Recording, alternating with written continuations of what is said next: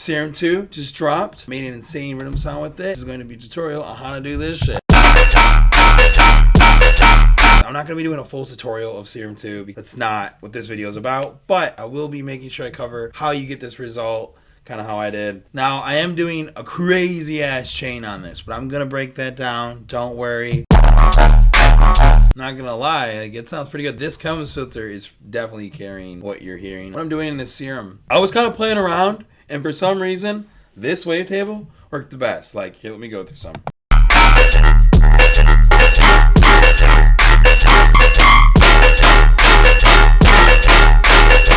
I'm not even gonna lie, it's kind of hard to find wavetables for me that when I do heavy rhythm design like this, and I have this like crazy, like, you know how my sound is, I like this tonal shit.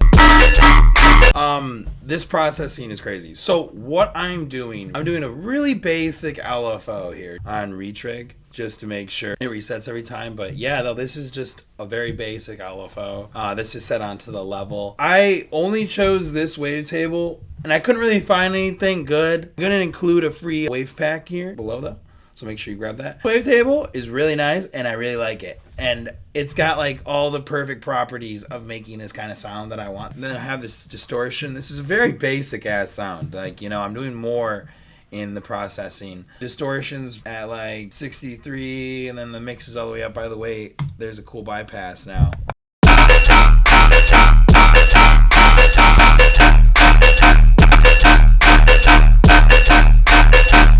That's kind of nice. I like that. I do really like the visual update. The visual update is so nice. By the way, the distortion is a stop box, but it gives it a really nice fatness to it, and I like how it is. And I also like how you can see on this FFT right here.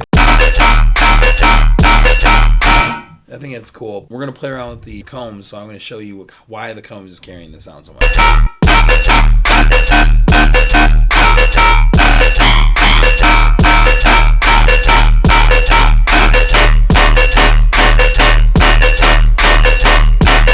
I'm not even gonna lie, that is nice. I'm gonna break down the processing so you can kind of get an understanding. We'll do the sub blast. Let's stay if you want the sub. I'm doing a disperser at the top, randomly put it wherever. It gives a nice wetness. And then I always kind of do a wave shaping. I could have done more and shaped it more, but Then I do some EQing, some boosting normally, just because I felt like the highs probably needed a little bit.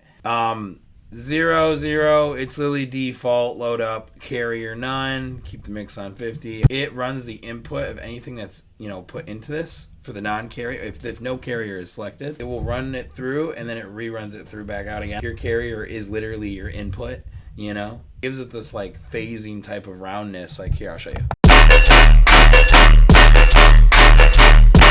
I love it. Like, it's one of my favorite effects. I always do Vocodex. My own ring mod, I have probably showed this one many times. It's not released yet. I'll be releasing it very soon. Kind of bugged.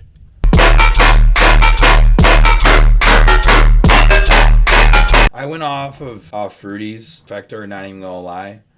So thank you, FL. But the thing about the effector in this ring mod and this effector is the Y does nothing. So when you're moving left and right, if you watch my ring mod video, which you can watch right there, I explain ring mod. All you're doing when you're going left to right on effector, just think of you setting this sine wave ring mod at a certain frequency, right? And it's either gonna make it slower.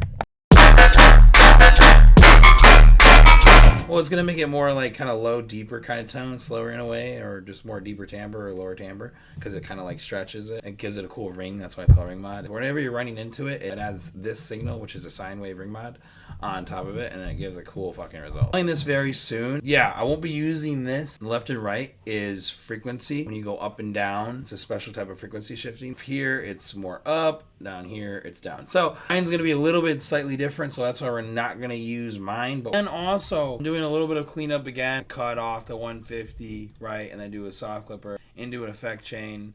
Not using the multipass for anything. Not using the fruity flanger. I normally do a chorus or something right there. Going the sound dynamically with this. Let me turn it off without you hearing it.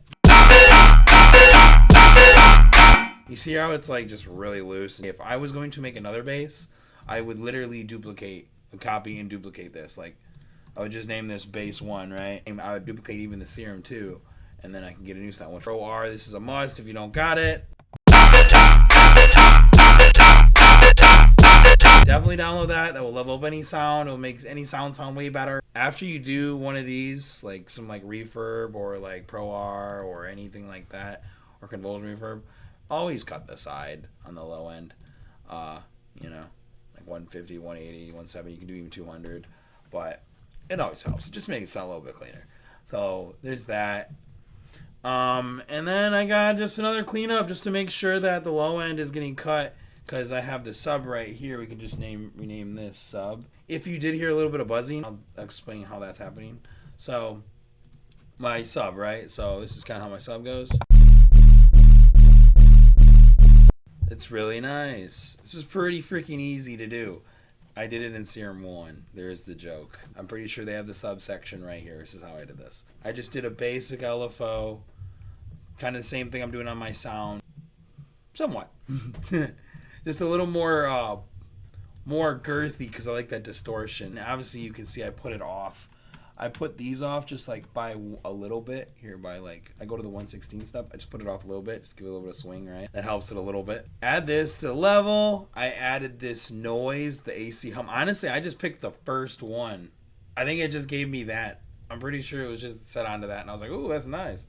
So I just turned that on. Added a little bit of it on the level. Like I just put this on the level. And then over here, by the way, I also turned up the master all the way up on this. And then on the envelope too, I did nothing. I moved this like 1, give it a little bit of whoop whoop. Just that little cool effect. And I put it to the master tune, and then yeah, that's really just the sub. And that's going to 17, which is right here, which has got a gain that's +6. Now you're like, whoa, what the heck? Now this is actually set at -5. It should be set at -6, but it's pretty much close enough. And then I'm just reboosting it back up with gain. And then I kind of just allowed the frequencies on this. It really didn't matter, to be honest. The sub just exists right here anyways. There. So there's that. And then I put a soft clip at the end that's going to this final. The final's not doing anything yet.